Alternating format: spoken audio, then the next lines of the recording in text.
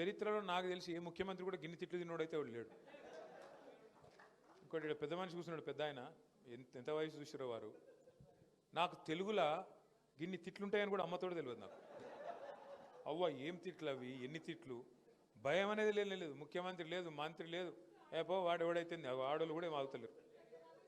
ఎందుకు ఇంత కోపం వచ్చింది? నువ్వు తిట్టకు తల్లి, ఇటువంటి తిట్లు చాలా ఉన్నాయి ఇప్పుడు వద్దు. కానీ కాక ఎందుకు ఇంత కోపం వచ్చింది అనేది మేము కూడా ఆలోచన చేసినాం. ఇంత జల్దీ రావద్దు కదా, కోపం వస్తే కూడా ఆఖరి సంవత్సరం వస్తుంది, 2 ఏళ్ళ ముంగట వస్తుంది. ఇంత జల్దీ అధికారంలోకి ఎక్కగానే ఇట్లా కనబడేది అనేది మనకు కనబడుతుందా? మనకు పదవి అయిపోయిన బాధ ఎక్కడ ఉందా, లేకపోతే నిజంగానే జనంలో బాధ ఉందా అని చెప్పి మేము కూడా కొన్ని సర్వేలు అవి చేయించినాం.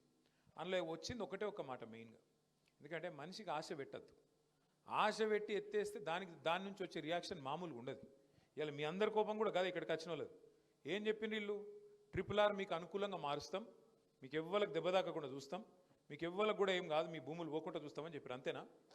ఇదే అనిల్ కుమార్ రెడ్డి, ఇదే రాజగోపాల్ రెడ్డి, ఇదే కోమటిరెడ్డి వెంకటరెడ్డి, వీళ్ళందరూ చెప్పి మీ ఓట్లు తీసుకొని ఇవాళ పత్త లేకుండా ఎక్కడోడక్కడ తప్పించుకొని తిరుగుతూ ఉన్నారు.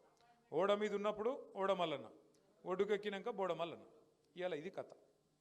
నేను మీతో ప్రార్థించేది ఒకటే, సరే ఇలా మీరు అందరు వచ్చిర్రు, మీరు చెప్తున్నారు అన్న కొట్లాడండి, అసెంబ్లీలో కొట్లాడండి, పార్లమెంట్లో కొట్లాడండి, బరాబర్ కొట్లాడతాం. పార్లమెంట్లో మాకు రాజ్యసభలో 4 సభ్యులు ఉన్నారు, వాళ్ళతో మాట్లాడించే బాధ్యత నాది. ఖచ్చితంగా నితిన్ గడ్కరీని అడిగించే బాధ్యత